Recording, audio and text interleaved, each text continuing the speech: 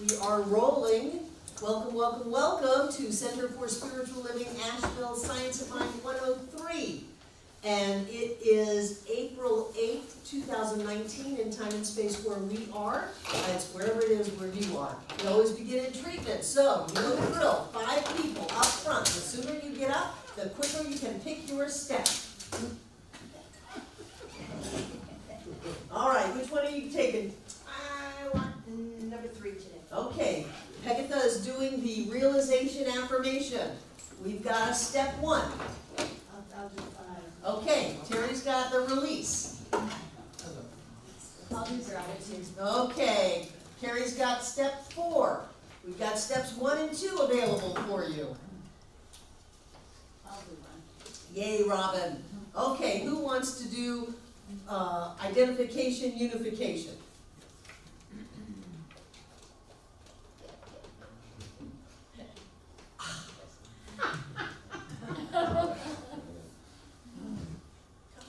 Really? Week 6. Really? Step 1 or 2? 2. You want to do step 2? I agree. Who wants to do step 2? Alice is going to do step 2. Okay. What do you want treatment for, class? Clarity. Yeah, really. Courage. How about courage? Okay, we'll do clarity and courage. So, scooch up a little bit. Are they in the frame? Okay. Okay. And when you finish your step, either touch the person next to you or make sure they know that you're done so they can go. And in all of the steps, we're going to include clarity and courage somehow, because the whole treatment is about clarity and courage. And the treatment, Pekatha, is for the class. Okay? Everybody take a deep breath. Okay,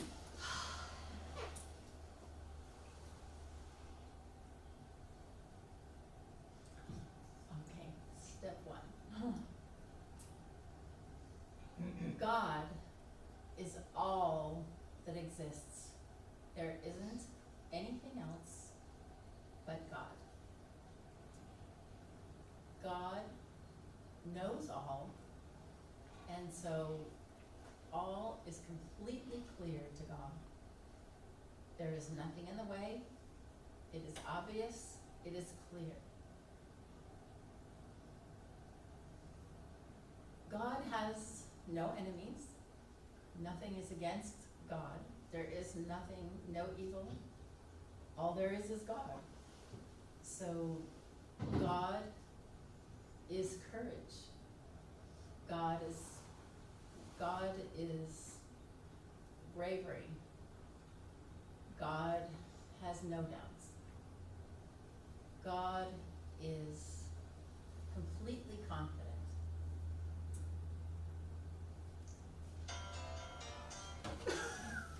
It is with great pleasure that I accept my oneness with God, with Spirit. And because I know that I am so connected with my Spirit, I know that I have complete clarity in anything I do, everything I do. And I also have the courage to know that everything is clear, everything is real, everything is love, everything is God, Spirit, universal, anything.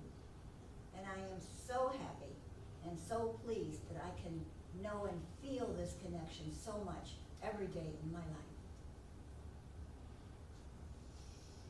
And I know for this class, this marvelous group of people, that we all have clarity of who we are and what we're here to do. And that in this clarity, we know that we are God and that everything we do is lined up in perfect order as we have the courage to accept that, to move into that, to embrace being one with all that is. For that is who we are. And we celebrate this and we enjoy it and we look for it and we seek it. And joy and freedom and love and laughter are the results of our clarity and our courage of moving forward, standing in our power, and claiming it for ourselves. And with a heart full of gratitude for the courage, the clarity that we all possess together here and now as spirit and form. With the courage and clarity that has been spoken of previously, I now release it all to universal law, knowing that it is acted upon with serenity and peace. And so it is. And so it is. Yay! You guys are good. I've been reading your treatments. You got this. Speaking about reading your treatments. Secondary causation.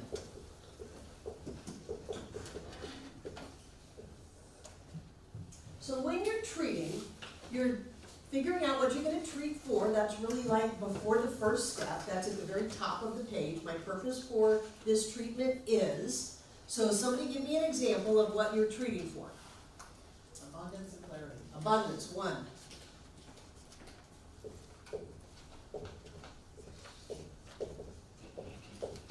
When you treat for abundance, you go right to, I now have abundance, more money than I know what to do with, prosperity, an abundance of time, an abundance of friends, an abundance of health, whatever it is, you go right to that. Secondary causation is when you say, when I, ... then I will have abundance. And that showed up in a number of the treatments over the last couple of weeks. So, when I accept my true worth, as I open to the prosperity of all life, any of those are qualifiers. You don't have to have that to have abundance. When you're treating for something, it's already where? When? Now. So you don't have to do anything for it to be here now. And so it's tempting because you get kind of flowery, then you start describing and it turns into a story, and that's not treatment. Treatment is actually, I am abundant now. So listen to yourself. If you use words like as, then, when, if, those kinds of words, if you've got a sentence that has a qualifier and then you affirm what you want, you're giving your power away to these things have to happen in just the right way for me to be able to accept those truths of my being that are already here and now. I've got to be clear. I've got to be open. I've got to be release anything that's blocking me. Those kinds of things. And if we had to do all of that, we would never demonstrate. That's why we go to practitioners. Because we haven't been open. We haven't released. We haven't accepted. And some practitioners will say, well, it didn't demonstrate because they weren't ready, because they weren't open enough, because they weren't clear enough, because they didn't believe enough. Well, if they were ready, open, clear, and believing, they'd never go to a practitioner. They would have demonstrated it already. So you don't have to run that trip on yourself or your treatment partner. They don't have to do anything to have peace, power, beauty, joy, love, light, wisdom, prosperity, happiness, life. They don't have to do anything. Those are already here and now. So be mindful of your treatment work, whether or not you're moving into a secondary causation. Secondary causation says that for me to be abundant now, it's contingent upon this thing happening. This person doing something, this deal coming through, this check coming in, something like that. And when we do that, we've given all of our power away, and then it gets really iffy, instead of rock solid knowing. Those things might happen, and if they need to happen in the unfoldment of your demonstration, then they will, but something else may happen. You don't know how it's gonna work. You just know that you have abundance now, you have more than enough to do whatever it is you wanna do, that the universe is filled full to overflowing, and that's your nature, and you always have more than enough, because you live in an abundant universe, and you go on and on about that, but it's always right here now. It's not when this happens, or if this happens, or if I grow, or if I open, or if I forgive, or anything like that. It's not like that. That's all secondary causation. And those things might happen, but you don't treat that. You treat the end result, and that's the only thing you treat. Does that make sense? Wouldn't that be Yes. first causation then? Yes, yes, Okay, and set, are these primarily what you're discussing now is in stage 3? that you're Yes. calling, right? yes, yes. Anybody have any questions or comments? Would you like us to turn it around? No, turn it in during the break.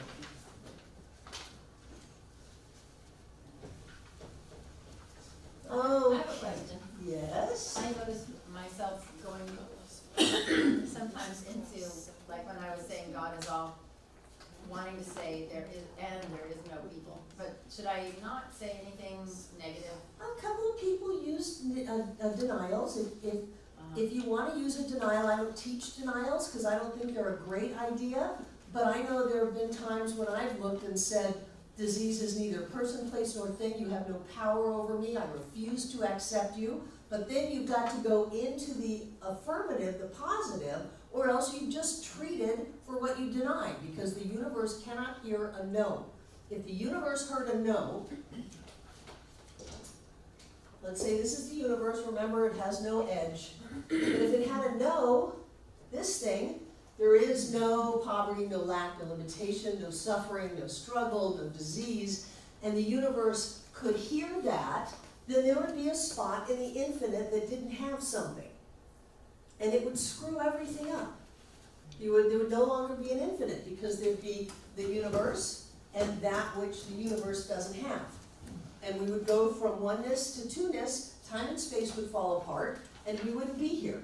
So whenever you say there is no, and that's why I don't teach denials, although a lot of people do, whenever you say there is no such and such, or this doesn't exist, or this isn't real, you've got to move yourself into the affirmative after that and really kick it in to where you go, I know this. I know that this is so. Otherwise, you're just affirming. What happens if you go through life and go, oh, there's no pain, oh, I'm not sick, oh, it's not hard. You're affirming that there's pain and you're sick and it's hard. So you don't want to do that. And if you can do that, because you've been studying this for a long time, if you can do the denial and then flip it over into a really clear affirmation, go ahead. I don't care how you get to the end, as long as you get there. The end is an absolute knowing of truth. Yeah, normally I would think not to say anything negative, but it was true that when I said, therefore there is no evil, something in me went, woo, you know, like I felt this like, oh, you know, that sort of, and so it felt good. Right, just, you've got to be really clear after that. And in the textbook, Ernest teaches denials. And he says you've got to follow it with a very positive, affirmative statement so that you're not back in that denial. She Jane. said there's no problem, so. The thing about denials is that they, for me, they suggest things that I ordinarily wouldn't think about. You know, that they said, like you say, I know that I am not ill. But that gives you the idea of illness. Right, so I know that I'm healthy. Yeah, Uh-huh. so every time you use a denial, you're kind of suggesting, Right, that's why you got to follow it up with a very positive statement. yeah. And some people like that. You know, different strokes for different folks. Like like you would want to negate it, so I know there is no evil, there is only good, Mm-hmm. you know. Or I know nothing can hurt me. I know there's nothing bigger than me. I mean, it depends on how lost in the muck and mire I am. Sometimes I've got to work on myself and say, well, that's the most ridiculous thing I've ever heard you think. But you got to carry it all the way through to a very clear, positive affirmation. Yeah, Yeah. because if you say, I know that nothing will hurt you, that really gives you a suggestion It does. that you're being hurt somehow. Right, right, so you've gotta follow it up with, I'm always safe, I carry my safety with me, Yeah. I send it out, and it's reflected back to me in every person in my life, in every situation. I walk in safety, I live in safety, I am safe. Mm. And by then, you've counteracted the denial, but sometimes, especially if your emotions are all caught up, then a denial can give you that sense of relief. But play with it carefully. Yeah. So we're talking just about the absolute, we give a. I teach to treat in the absolute. And I teach my practitioners not even, I know that Alice's perfect and right employer shows up and the contract closes and that she has more than enough. No, the purpose of all of that is that she has more than enough because prosperity is a verity, an eternal truth. We live in an infinite, how can it be anything but prosperous? So then I would just treat the prosperity. And however it showed up, could be Publishers Clearinghouse or the Lotto or, whatever. Sometimes the way that we think it's gotta work out is limiting the options of how it works out. So I like to go right to truth and then let the chips all fall in place where they will. So any other questions or comments before we get into, we got a wonderful class tonight on immortality. And then they threw in forgiveness and random acts of kindness, all of that. But I wanna focus on the immortality. So did you do the Gallup poll questionnaire? Yes. Where is it? It's on page 40. Oh, okay. Yeah. So what do you think about what happens when this physical body is laid down? Do you think that you're gone forever? No, not Go ahead. I believe we are infinite beings, that this body dies, but I go on. And what that means exactly, I don't really know, but I picture it kind of as God's imagination is full of everything, and I'm a spark in that imagination. And as I return to the whole spark, I choose to come back and play again, whether it's here on this dimension, in this earth, or if it's somewhere else or whatever, because his imagination is so vast that I have no idea what my possibilities are, but I go on. Wonderful. What else? Who else? What do you think? These are important questions. Jane and then Robin. When my husband died, he was just lying there at the bed, and somebody I loved, and he had a whole lightness about him. I mean, everything looked very bright, and I was just kind of stunned by it. Because I had always thought if you die, then you're dead, but he didn't look that way at all. He was just amazing. And not only that, when I looked at his hair, it was blonde. But he was in a nursing home, and it was just raggedy white hair. But he suddenly made that transformation, but it only lasted for a couple of seconds, and it just happens at the moment of death.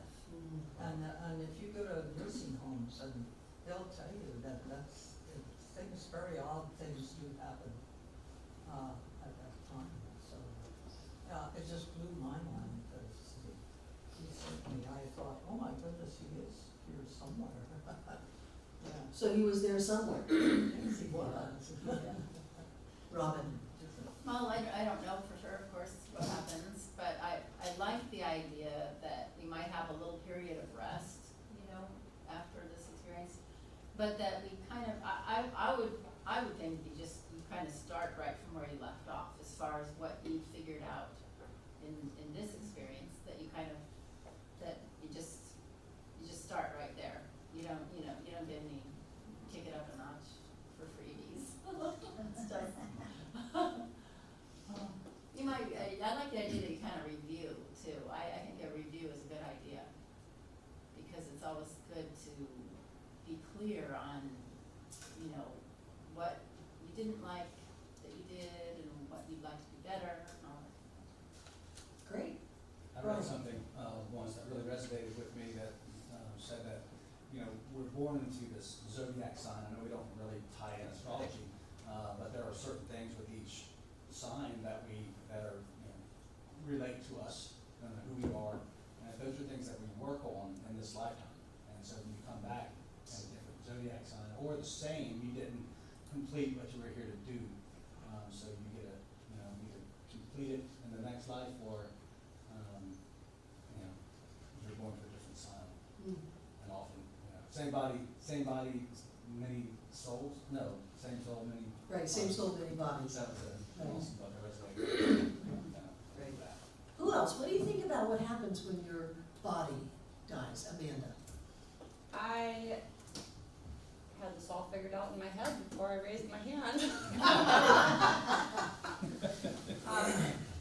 I believe that this personality that is me in this physical body right now is just a piece of a larger personality, and I believe that this part of the whole that is my being is having other experiences, maybe in other bodies at the same time, in other dimensions, in other ways that I obviously don't know about right now. So I believe that when this body dies, that I just become more aware of all of the other things, all of the other ways I exist, and then choose if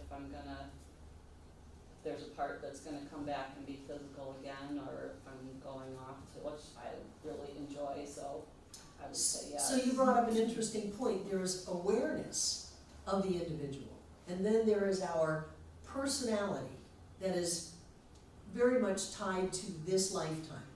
So someone could have, you know, I'm reminded of the book by Jane Roberts, The Education of Oversoul 7. And this Oversoul had all these lives of physical form to deal with from a soul level. That there was one soul with different bodies going on in different times and spaces simultaneously. So there's the personality of us individually, but then there's the awareness of us. And so I think that maybe when we step out of this physical life, that we move into the greater awareness. Is that what you say? And maybe our personality stays with us, maybe it doesn't. But there's an awareness, and certainly we glean the value and the benefits and the growth of this lifetime, so that hopefully, you know, we don't have to do all of it all over again to learn from scratch, but there are different levels of it. So when people say, well, when I die, you know, I'm gonna remember who I was, and I'm gonna be the exact same person that I am now, and I'm just not sure that that's the way that it works. I think that there's an awareness, and I don't think that we meld into the oneness and lose our individuality, but I think the individuality of personality at this level is not really our individual awareness. Robin? Yeah, I also kind of like the idea that if you were kind of a really mean person in one life, that in the next life you get to experience being with somebody like that, not as a punishment, but simply as a balancing, where you get to see what that feels like. Cause and On effect. the other side, yeah, and so that teaches you, oh, okay. That sounds very karmic. Yeah, something like it. So maybe that's why they put in the whole section on forgiveness in this lesson, because if you don't want to take that with you, then it'd be a good thing to let it go while you're still here. Yeah. Breezy. I think the personality you have to demonstrate during, we'll example this lifetime, is indicative of what you're learning through this lifetime. What this different personalities, you know, are learning different lessons because they are different personalities and they project themselves specific ways. And I think the personality reflects what lessons you're learning at this time. Great, great. None of us really know. I'm just interested in what you think. Does anybody think that when their physical body dies and their essence goes somewhere else, that they're just going into nothingness?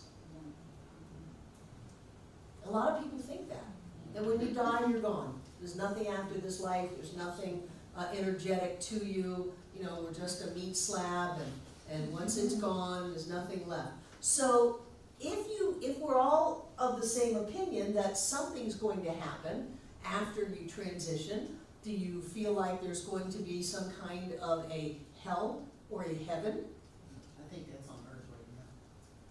right? Have you ever been with anyone when they transitioned? They see dead people. You know, like that kid in that movie, he said, I see dead people. They see dead people. And you can start to measure how close they are when they start talking to people who are no longer on this plane.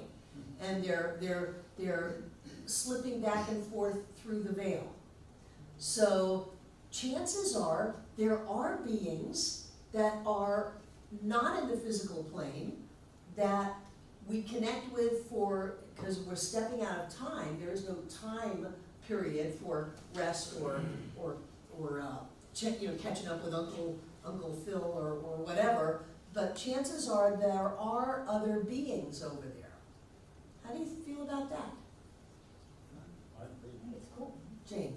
Well, I think there's in my experience, there is a connection with the animals, and I had a cat, Tipper, and Leon was in a nursing home, you know, about a mile away or something. And suddenly Tippy started crying, and he cried all night, all day, and then the nursing home phoned, and Leon had died right at that point, and Tipper was, he knew it. It was just the most amazing. Animals are amazing. Pegatha and then Brian. I feel like heaven and hell is created here on earth, but that if you have a really, really strong belief that there's purgatory or hell or something, that you create that for yourself too. I think anything is possible, and that, you know, you can go and experience that somewhere else, and maybe you can go and experience heaven for a while too, until you come to the consciousness that, wait a minute, I'm God, and you know, we're all one, and this is everything. And I think you could experience heaven. I don't think you could make yourself experience hell. Has anybody had a near-death experience? Yeah. How'd you feel? Blissful. It is blissful. So it's hard, even if you have a strong belief in hell on this personality level, that once you let go of that and you move into that bliss, I think it'd be hard to keep hell. But I think you could see Jesus and Mary and heaven and all of that for some period of time, because there is no time there. Right. Brian? I like the idea of soul groups, Mm-hmm. you know, soul families. I believe that. You know, with reincarnation, you know, my son, he reminds me very much of what I thought my grandfather was about. He looks like him, the My personality. youngest grandson is my first husband, no question. And even his skeptical parents admit that. I think that's really interesting. Yeah. So yeah, I think we go and we do a review, an evaluation perhaps, what did we learn? I think we're here to learn ultimate empathy. You know, and once you achieve that, maybe there is that nirvana that you go to and transcend. Don't come back at some point, but you've learned everything there is to learn. You just can't learn it in one lifetime. And there being infinite levels, who knows where we go? Yeah, sure. You know, just because we don't come back to a physical form that looks like planet Earth, doesn't mean that we're not continuing to evolve in other, I would say we're subtle, but I don't even know if that's true, other different means of expression. David? When my mother was dying, the last few days, she got extremely spiritual, and she kept talking about love must be. Everything is love, you must love. She never talked like that, you know, when we were growing up, so it was pretty profound. And I remember holding her hands and looking in her eyes at the moment of death, and she literally receded. When they say they pass away, I could see the vitality receding like in a tunnel away from us. And I knew at that moment that she was going someplace. And she wasn't just turning off. And after she died, and the undertaker said he never saw anything with it, a big red heart appeared on her cheek that was never there. We photographed it because we couldn't believe it. We're standing there looking at this. It was like her way of saying goodbye. And even the undertaker said he'd never seen it. We had a photograph to prove it. But she kept saying, we judge ourselves, we take it with us. So when you leave, you wanna be forgiving, you wanna let go. You don't wanna take that with you because it's gonna limit you in the next realm. It was very profound, very moving. Right. That's wonderful. That's amazing. What about, I think most of us agree with reincarnation, whether it's in physical form or some other body, vibrational body. You know, we may come back as a musical note or a light beam or something, who knows what's out there. Do you believe that there's human life on other planets? I believe there's life on other planets, but not human, because that was developed here on Earth. So do you believe there's life on other planets? Yes. Do you believe, now I'm just randomly asking, do you believe that there are ETs? Yes. Yeah. There are what? Extraterrestrial beings? Yes. Has anybody ever seen anything like that? Yeah. I saw a spaceship once. I did it out in Fairview, and I looked at it and I said, you have no agreement to be in my life, you must leave now. And it went, it's like, I'm not doing this. We're always a choice.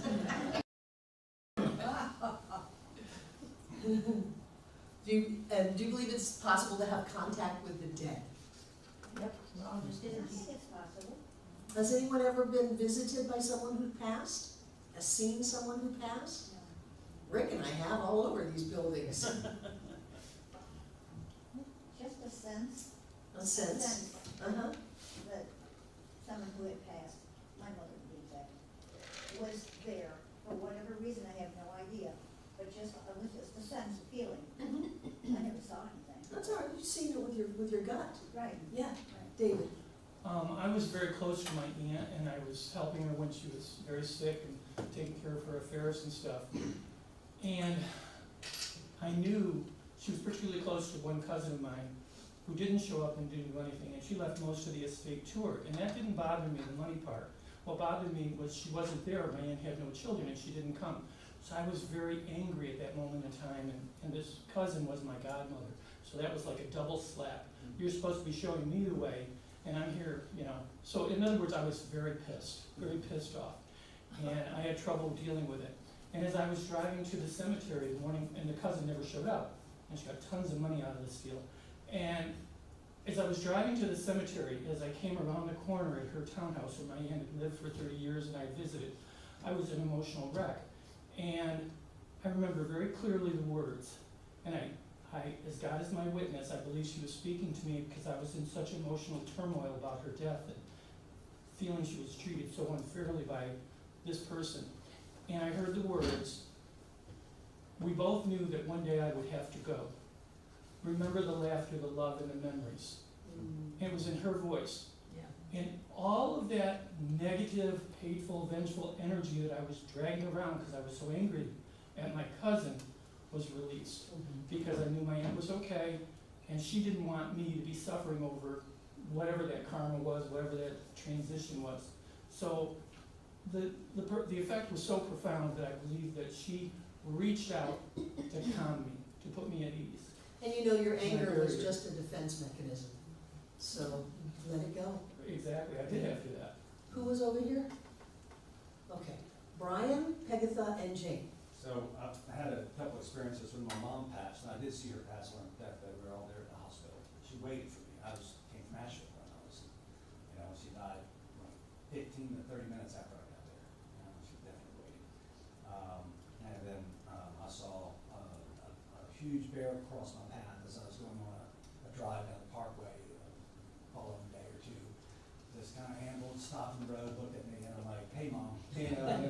Communicated, and then I've been visited in my dreams by both my parents and had a conversation with them, and I was present in the dream, which doesn't usually happen, and I know it, and that's happened a couple of times with my parents, or maybe more so my mom. I had a stronger connection with her. Wonderful. Pegatha. Mine was an animal experience. My favorite cat that I'd left in Florida and stuff, my friend called me up to tell me that their two dogs tore him apart. And I was like totally devastated and in tears, but as I was crying and thinking about it and picturing it and being horrified, he walked across my vision and said, I'm okay, Right, don't worry about me. right. And See, my husband, his name was Leon, and he liked crows. And so, when he died, suddenly there was this crow in our yard, and the crow was going, Leon, Leon. I remember that. Oh, Just calling to you. And you know, I looked around for that crow, never could find, it took me about 2 or 3 weeks to find it. And finally I saw him high on a wire, and he's cute, he's going, Leon, Leon, with his little wings were going like that. But, yeah, so, yeah, I was just laughing at me, you know, it's his dog, I have a joke maybe. I think it's important to think about these things. Being afraid of dying really inhibits a person's ability to live. The native teachers say wear death on your shoulder. The phrase is, it's a good day to die. That means you have all of your affairs in order, you're clean and clear, you've done all of your forgiveness work, your relations are you're in right relations, and you can leave and not leave any messes. So it's a good day to die. And you wear death on your shoulder so that it doesn't scare you. At any moment, any of us could pass. And to look at that and think, oh, I'm afraid to die, I'm afraid I'm gonna burn in hell, or I'm afraid that I'm gonna come back in some kind of karmic caste system, you know, that up until recently India was based on, that if you were a bad person, you came back as an untouchable and you had to really suffer all of your life. So to look at that and go, no, we are eternal beings. We are made from an eternal energy. There is no way that whatever spirit is, it can be limited. So it must be eternal, because if there was a time limit on it, it would be a limitation. And there would not be an infinite, absolute expression of spirit. So us being that, we must be eternal. And how does that look? I don't know. Ernest did not believe in reincarnation, but his logic was flawed, because he said the only reason he didn't believe in reincarnation is that no one would ever get him in a diaper again. So that didn't make any sense. And whether we're energetically living on a different plane, or whether we come back to this plane, I have been places and seen things that I knew I had been at before. And there have been people who've come in the center, and I've said, well, you've been here before, I know you. No, never been here, but I know you. And so I do think that maybe we do travel in those soul circles. When Andrea Bishop first came, her first day here, she came through the line, and I hugged her and I said, what'd you do with the little girl? And she started sobbing. And I said, you were just holding a little girl, a little blonde-haired little girl, what'd you do with her? And she just fell apart. And it took another 10 years before she gave birth to that child. And she had been trying to get pregnant for years and years and years. And the first time I looked at her, I saw her. And she ended up getting 2 of them. One little girl, one little boy. That's what fertility treatments will do. So I think that we have this ability to see people who haven't shown up yet, people who have left, dimensions that are not hard and fast. I think we have that ability, and I think it's a good thing for us, so that when that time comes, we're not afraid to step over, because we're not stepping into nothingness, we're stepping into somethingness. And having gone through a near-death experience, boy, I didn't want to come back. It was wonderful. People were screaming at me, yelling at me, and I thought, why are these people so upset? It's so wonderful, as I just moved farther and farther away, and then I slammed into my body and woke up. And thought, well, I could have done without this. I'm fine. So for me, that's very comforting to know that there are other dimensions that we can't see, that life is eternal, and in some kind of form and some kind of awareness, we will continue to live forever. And other than that, how does that work? I don't know. Brian? I've had several conversations with atheists that just believe that, no, when we're done, we're done. Or people that thought we were going to hell. It's like, well, look, ultimately, I mean, we all have our beliefs. I have visions, I have certain things that give me my beliefs, but say we don't really know, right? We actually have a choice as to what to believe in. Why would you believe in something? I'm choosing to believe in something that is positive and, Mhm. you know, and loving. And, you Right, know, why would you live your life in fear? Right. Because Thinking you want that- somebody else to go to hell, that's right. So I think it's a good idea to explore these things. Is there anything else that came up for you from all of these? Anything else you want to talk about before we move on from immortality?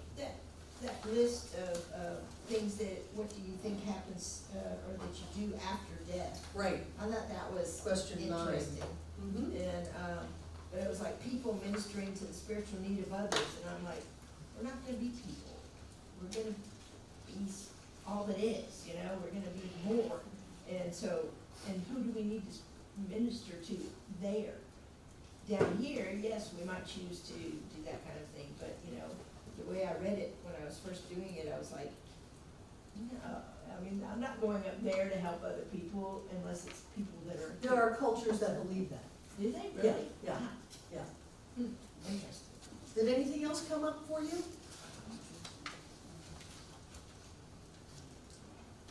I think it's interesting how, I think it's the Mormons believe that when you overcome a character defect in this life, it actually goes back to your ancestors and clears them. You know, it's like I never really thought of that. I thought of like you clean it up so that the rest of the people on don't have to deal with it, and I just think that's an interesting idea. The native people believe that too. There's a song, I Dreamed of Rain, and they say something, and the father's debts are paid, in terms of the healing of the son, probably just gender specific, only for example, the healing of the son pays the father's debt. And that's the opposite of the 7 generations from here forward. It also goes backwards.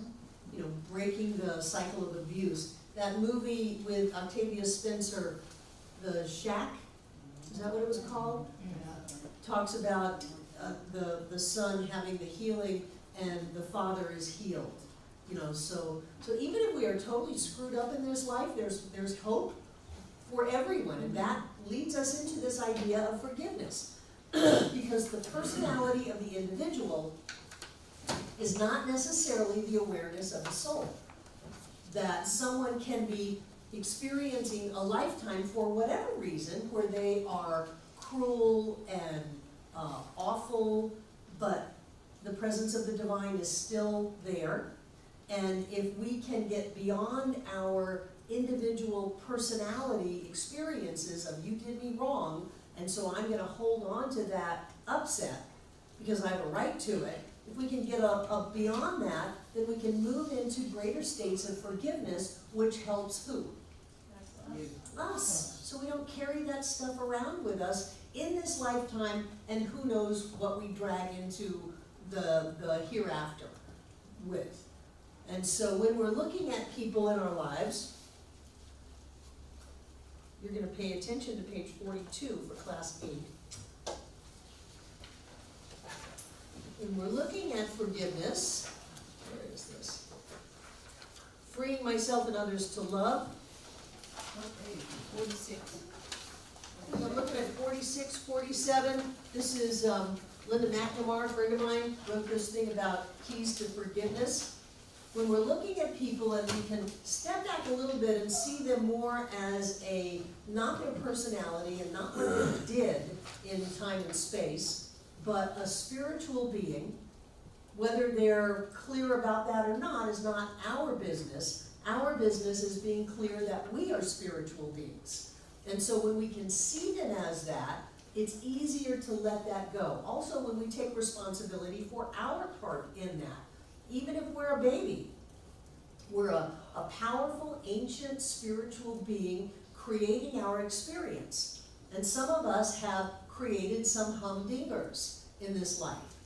And rather than have to go through that again and again and again, it's important to be able to let it go and to realize that there was good in there no matter what, and that I am the one who creates my life, whether I'm conscious of it or unconscious, whether I'm dealing in race consciousness or family consciousness, or whether I'm dealing from enlightened consciousness. You know, we went all through that a couple of weeks ago. And so I can then forgive them. And I can forgive myself for not being the amazing enlightened being I know myself to be. I know that that's who I am, and when I do dumb stuff, it's important to let myself off the hook and to realize that just because my personality may have been caught up in the moment, that my spirit or my soul isn't, that I'm still crystal clear about who I am. And so then you start looking at other people, and you can let that go, and let that go, and let that go. And when you look at your experiences as, this allowed me to learn something. And if you want to say on a soul level, we come in with certain areas to grow in, I think that maybe that's true, although, again, we don't know. But if we pick, I've chosen to come in and learn compassion, and so we incarnate in a family or find ourselves in a situation where we're getting the crap beaten out of us, and there is no compassion, then that's our opportunity to learn how to be compassionate. Because we've experienced that, we know that that's not the way we want to be. So instead of, you know, being in therapy for decades and telling the story over and over and over again, if we can get to the point where we can see God in that person and see the gift in the event, then we can be grateful for what we have learned. And that, I tell you, that's a big step. To go from, I hate them, they did me wrong, to I'm grateful because I have grown through this, and really that's my soul's choice, my soul's journey, is to grow in love and compassion and joy and life in this lifetime. And to do that, we keep dragging ourselves down with all of these upsets that we've, for most people, carried around all their life. It's like putting a ball and a chain around your foot. And you've got mother, and you've got father, and you've got brother, and you've got sister, and you've got first husbands or wives, and second husbands and wives, and you know, the government and politicians, and the bank that foreclosed on us, and the realtor that screwed us, and all of a sudden, you can't do anything because you've got all of those balls and chains. And if you can get to the point where you can say, look at what I learned from this, look at how strong I am. I always said that being locked out of my house as my mother's way of child rearing made me strong and independent. I knew how to steal, I knew how to run into other people's yards and take food, I knew how to go and knock on doors until somebody let me in and fed me. You know, I knew how to do that. I'm very self-sufficient because I had to be. So thank you for that. Other people would have, you know, sent the police and charged them with neglect, but we didn't have that then. So I'm very grateful for that. I'm very self-sufficient. I have a lot of moxie. I have a lot of persistence and endurance because of that. Thank you for that. Thank you for that. It's going to take a whole lot to knock me down. You know, and being locked out of a house isn't going to do it. I'm quite capable. So think about some of the things that you may be holding on to resentments about. Look at the price you're paying for that, and consider that this was perhaps a soul agreement, that I'm getting ready to jump into physical form. Baby boomers, for those of you who are in the baby boomer line, okay, we're ready, we're going to jump in, we're the baby boomers. You know, they've taken up almost every family in the country. They've already got 4, 5, 6 kids. I don't know if we have room for you. Sure we do. I'll take anybody. I'm ready to jump into physical form. And we've got all of our soul friends there, our soul people. And I say, I am so ready to be in my power. I am so clear that this lifetime I'm going to embrace power and use it in a way that lifts the entire world up. And somebody who loves me dearly says, I love you so much that I'll be there with you. I'll support you in being in your power. Great, let's go. Boom. And so that's the person in the woods that rapes. That's the person that beats. That's the person that steals. And we go, what an awful person. You're such a terrible person. How could you do that to me? No, I'm helping you. I agreed to pick up that personality and wear it, because it's hard to be that kind of a person. I'm willing to pick that up and to be that kind of a person so that our paths meet, and I can give you your heart's desire, which is to be beaten down, turned into nothing, so that you can learn how to be in your power and use that in a way that lifts instead of crushes. Now, that's just my take on it. Isn't that a different way to look at things? Doesn't that give you the freedom then not to be a victim and not to carry all of that stuff around? Somebody loves us so much that they're gonna knock us down so that we can learn how to stand on our own 2 feet. They're gonna take things away from us so that we can learn that we can create it over and over and over again.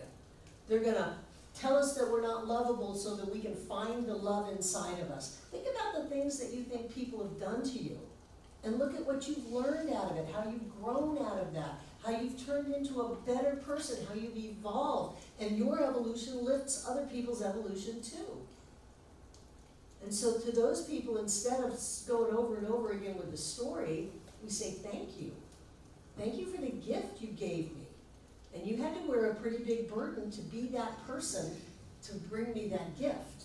We always have to learn that way, though. Can we eventually learn in a more harmonious way? I think we do learn in a more harmonious way. Yeah. But I think a lot of us learn in that difficult way.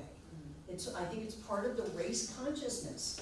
But as we begin to evolve and get stronger and more clear, go to science mind classes, then we learn how to talk to ourselves and how to see things before they fall apart. We learn to trust our intuition so we don't walk down that dark alley, so we don't turn the check over to someone who's just gonna steal from us. You know, we learn to trust all of that. But in the meantime, we're growing and evolving, and rather than carrying those stories around with us, we can look at them truly as a gift and a blessing and be in gratitude. Right? Yeah, so what Robin was asking, similar, when you come back lifetime after lifetime, there's a theory that, you know, we do experience, we've all been that person in another lifetime, or we've been that crippled person in another lifetime. Now we're healthy in this lifetime, so that's part of the whole empathy. Yeah. People say, oh, I don't know how they could have done that. Boy, I know how anybody could have done anything. We can all do anything. Given the right circumstances, we can all kill people. Given the right circumstances, we can all hurt people.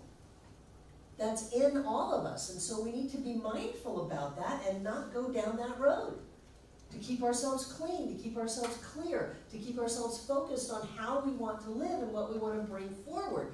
And so the choices are, when something happens, do we turn into a victim and blame that person and hold on to anger and resentment, or do we rise above it and see the presence of the divine, be grateful for what we've gained out of it, and move on? And we have those choices every time we drive down a street. David? In my own life, the more tragic, difficult moments have definitely taught me the most, especially about forgiveness. But it goes beyond that, because once you come that full circle, where you start seeing it as a lesson and experiencing the growth, you develop compassion towards someone else who's in that circumstance. And I think before I went through some of those trying times, I probably wouldn't have taken the time that I now would stop and try to be with someone who's going through the similar situation I may have experienced. That's It what teaches you to be in tune with other people and in their weakness and that's what 12 fragility. steps are built on. That's what The 12-step programs are built Exactly. on that. I sat there where you're sitting. I Compassion. know the hell you're in. And I can sit with you and be compassionate and support you, believing that you're gonna find your way out. But I can do that because I was there. Yeah, absolutely. Robin?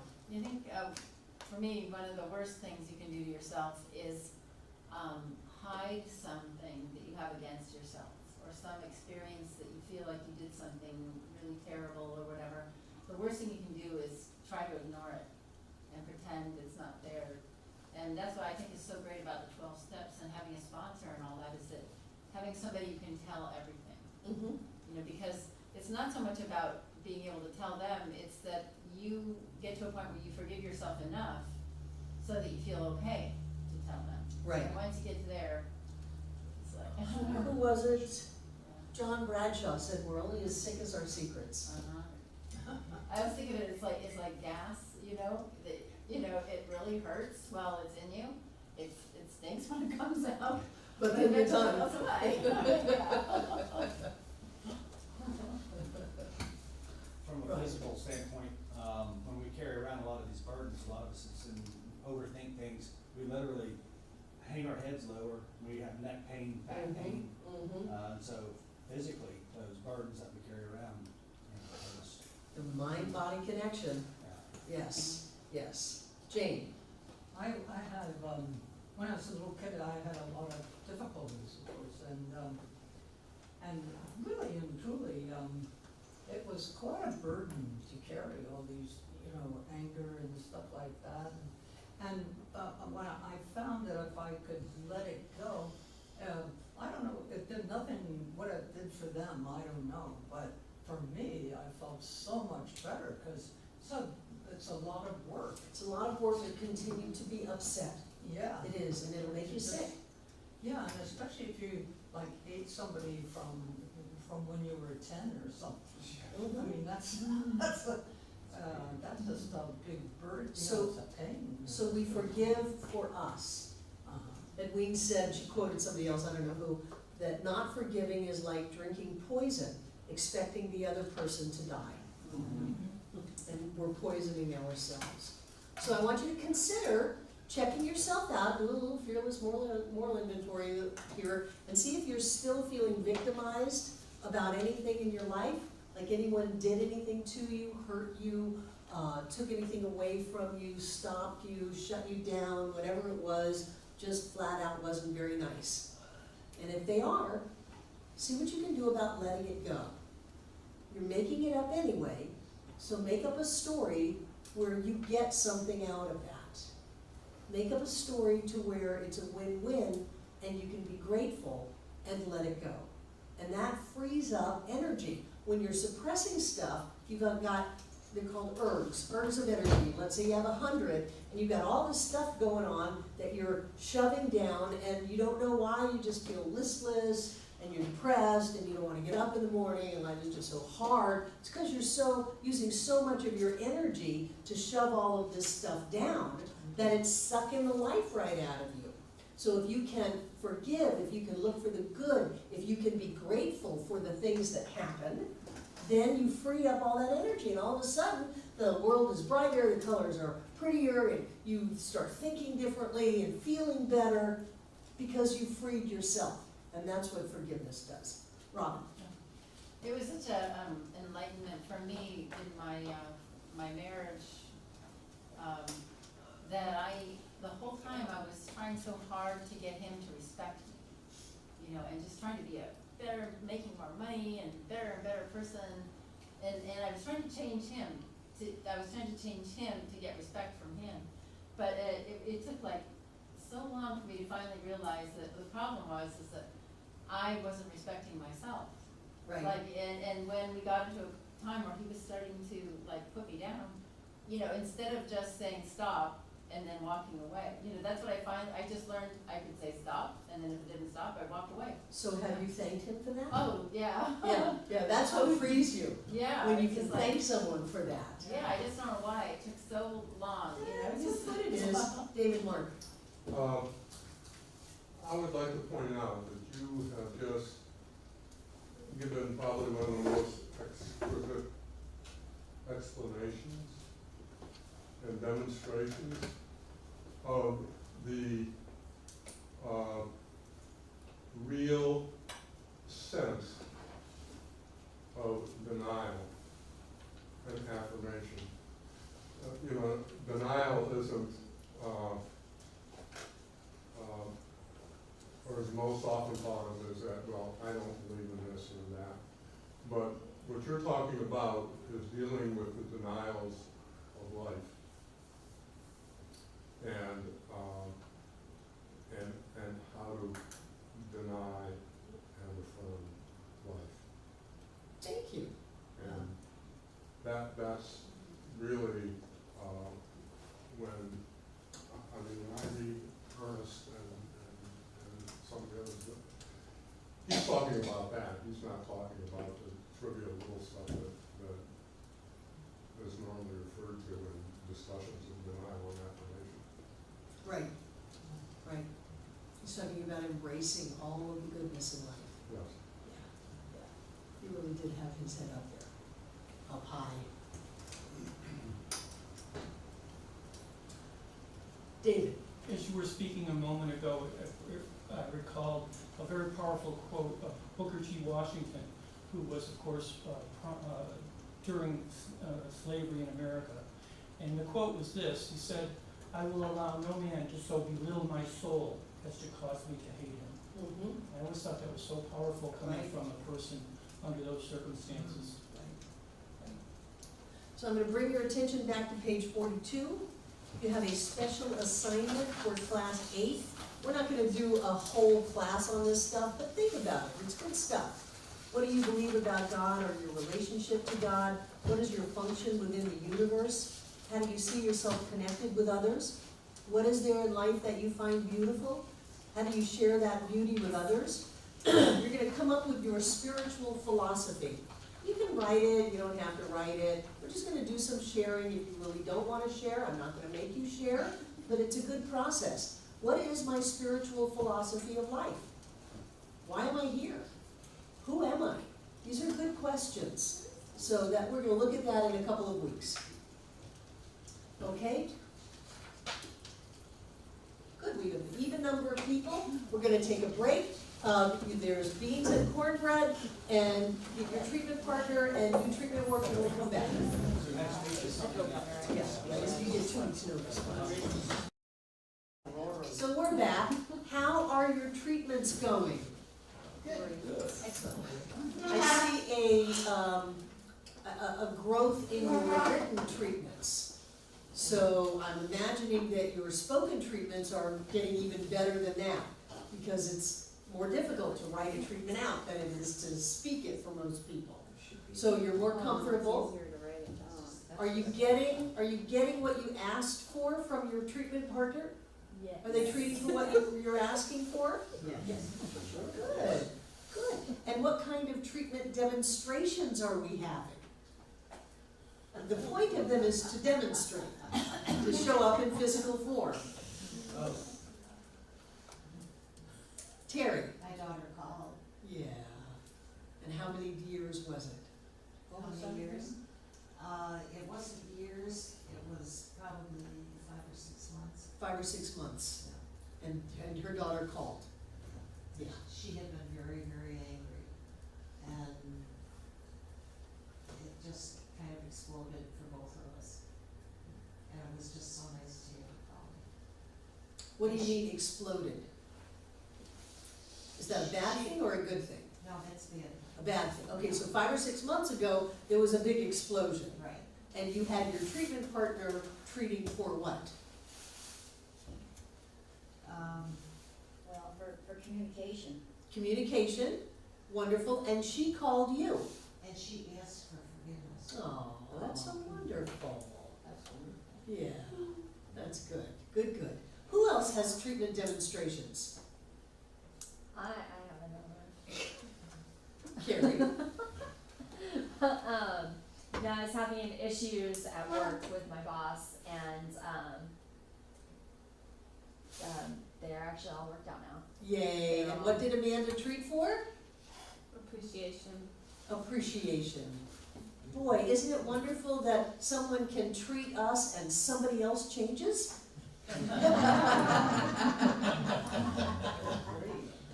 Anything else?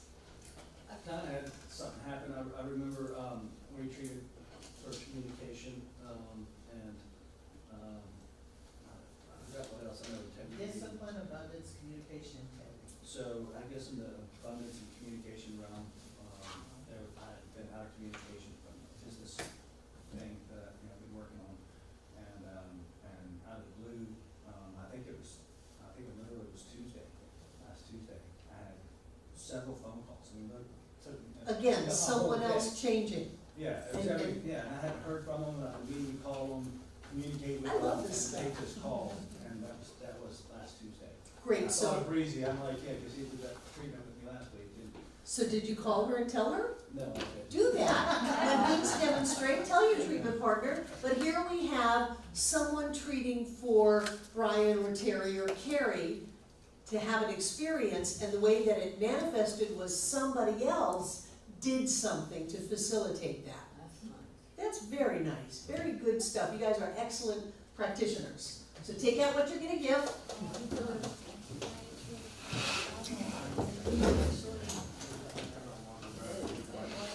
Or do the donation station, or PayPal, or however you do it.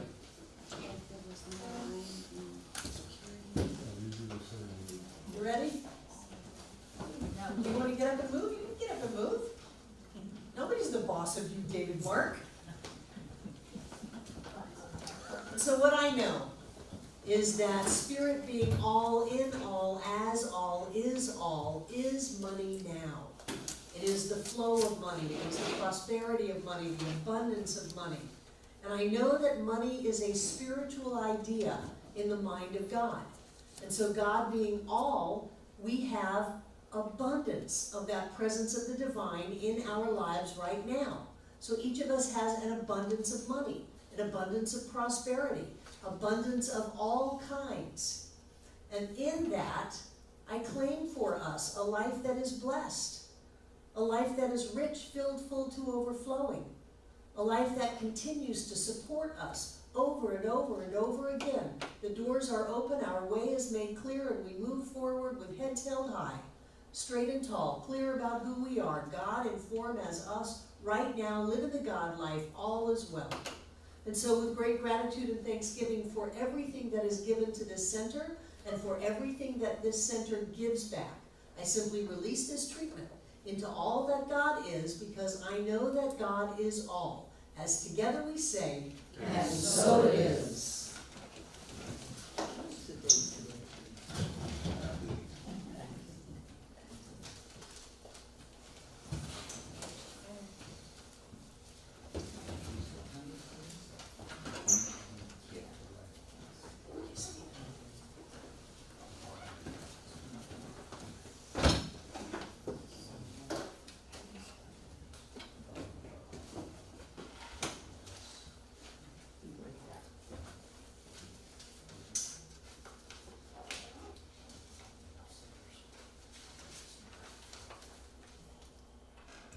We send our treatments when we write them. Email them. Wait till we're done. Okay? Okay, Thank you. And I know that everything in these baskets is blessed, because every time we give anything, yes. that which we are goes with our gift. There is only one. Us, as beings of light and love and joy, prosperity, health, wholeness, moves into our world with our giving. I see it as golden light that pours forth from each of us, filling up this room from the floor to the ceiling and all between the walls. This air is rich and blessed with God as us. And as Spirit moves in our lives, things happen. So right here and right now, we are touched, we are blessed, and we are healed. That energy is so rich and full that it's got to leave these walls and surround this planet and shoot out into the heavens, always blessing, touching, and healing every being that it finds. That energy is always here and always now, touching every one of us here tonight, everyone who's ever been here, and everyone yet to come. And so it is. So you do not have treatments to write this coming week. But I prefer you actually have a paper copy to give to me rather than email it. Okay. I get about 100 emails a day, Wow. so I would hate to just delete you. I love you, have a wonderful week. Hi, I'm Barbara Waterhouse. And I'm John Waterhouse. Thank you for watching this message today.